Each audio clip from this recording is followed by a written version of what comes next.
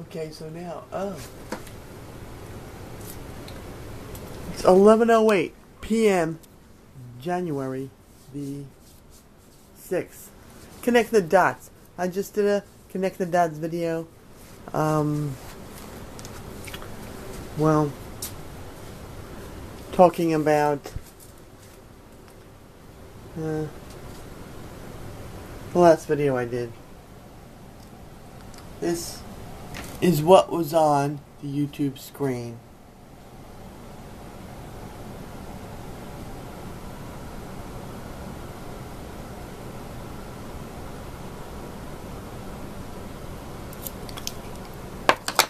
Peaches Geldof. Oh, on Richard and Judy. Peaches Geldof. I thought that was Elizabeth Taylor. Now it looks like Goldie Hawn. Who the hell it really is? I guess it's Peaches Geldof. Pagan Fairy and Nature Spirit Art. The Doors. Interesting interview. 2013. Let's go back over here a second.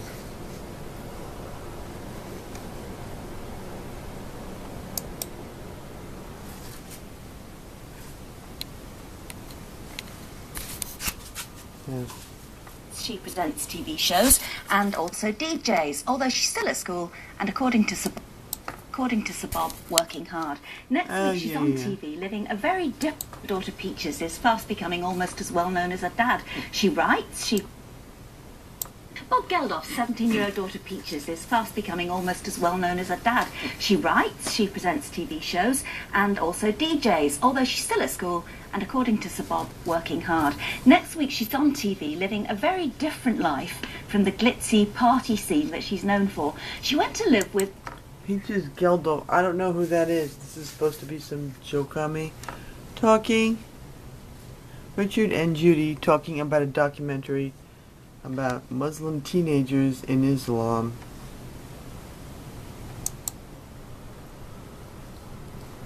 It was a love triangle that the world's tabloid press could only have dreamt about. Sex, drugs, rock and roll, suicides, and an orphan child. But for Sir Bob Geldof, the visionary rock star behind the Live Aid concerts, it's all too real.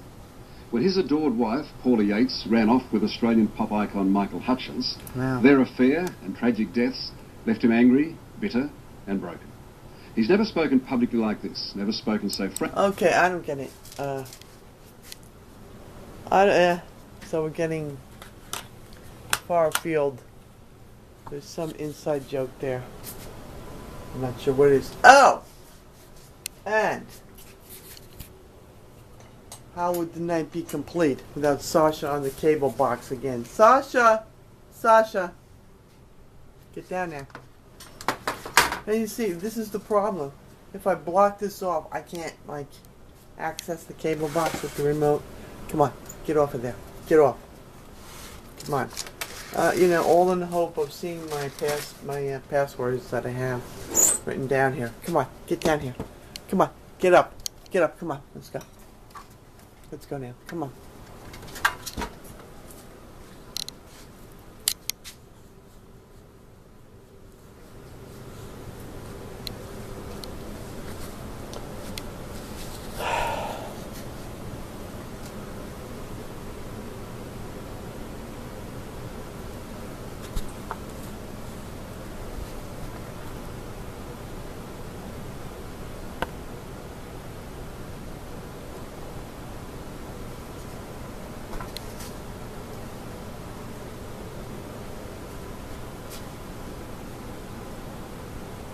Defrauded the government of taxes on nearly $1 million of unreported revenue and wages. So don't act like that's explained by a couple of off-the-books delivery boys. I mean, Jesus, let's say you paid each delivery boy at least minimum wage, which I'm sure you didn't.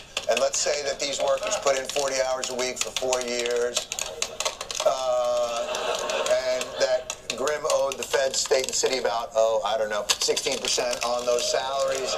That's roughly $7 an hour times 40 hours times 52 weeks times 4 years times 16%. Divide $1 million by that number. And Michael Grimm's Healthalicious restaurant was apparently employing 107 full-time delivery boys. Way to sense. And while this may seem like a faceless financial crime, its victims are all too faceful. On this first day back to work on the Capitol, Staten Island residents will have no representation in Congress. We're going to return to Jason Jones in former Congressman Grimm's district, Staten Island. Jason, welcome. I know it's cold out tonight. Very, very cold out tonight. It is. Obviously it's cold. I can see you out there in your parka, wearing a hat. You look cold. It's very cold here tonight. Jason, and you're blowing into your hands, which is beautifully done. Thank you, John. Jason, how is Staten Island holding up tonight? John, it is a disaster. Oh, boy. 1 day without congressional representation, and Staten Island has become a wasteland of nail salons and tasteless lawn ornaments. Actually, Jason, I think that conditions here have deteriorated so fast. The men have been forced to sell the sleeves off their shirts, surviving solely on garlic knots and muscle milk. I think that's just, I have to tell you this, I think that's Staten Island. So what are you talking about? There's obviously been some sort of nuclear explosion here, okay? As we determined, it's the dead of winter, but everyone here is super tan. It's really just, for the love of God, it's just Staten Island, Jason. That's... So it's always like, yeah. Well, then it's fine then. It's no news to report. So there's going to be a special election. Who will Staten Island pick to replace Michael Grimm? Well, lots of candidates lining up. John, you got Joey Bag of Donuts. You have your Joey from down the block. You got Joey from around the corner, and Joey from right down stairs. Also, we have also a used washer dryer. This is a very serious That would be my topic. vote. It's a very serious topic, and it sounds like a competitive race. It is, but of course the front runner is Staten Island District Attorney Dan Donovan. Are you the prosecutor who couldn't or wouldn't get a grand jury to indict the cop that choked out Eric Garner? I get it. Yeah. I get it. It's like a joke, like the washer dryer thing. Very droll, Jason. Very droll. Yeah, it's no joke. They're actually going to elect Dan Donovan. Yeah, and guess what? This new election is going to cost $1 million, or roughly the same amount of money you can launder through your average Healthalicious franchise. Thank you, Jason. Jason Jones, everybody. We'll be right back.